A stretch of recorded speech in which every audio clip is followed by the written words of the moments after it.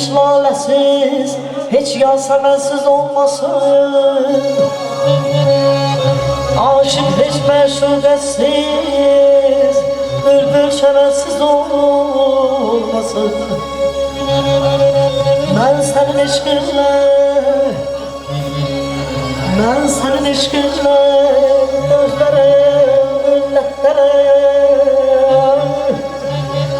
ey nigar, sensiz benim bir cehalım olmasın.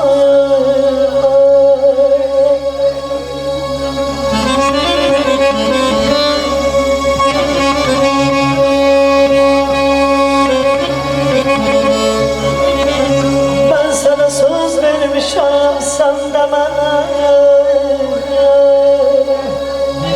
Ben sana söz vermişim, sen de bana söz vermişsin. Eşkıyım,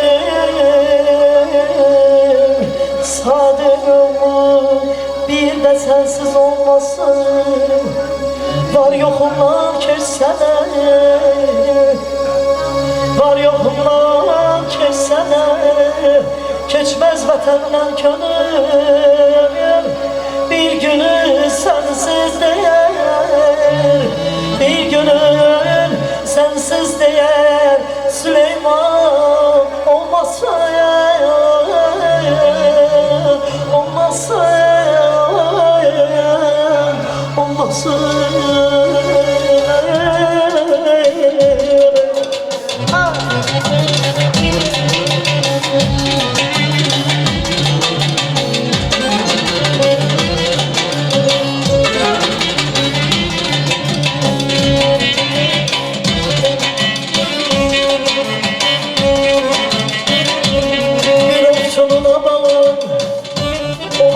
Yaralı ya. Gece gelen anam kurbanı, onu sevreden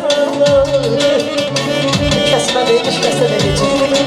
Bitirmiş hemen bana, ala gözlü bana ya. Ben bitirmiş hemen, ala gözlü yarımı.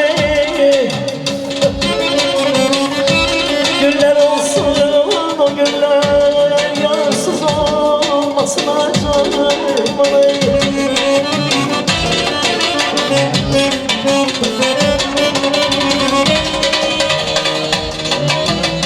Devrem alsa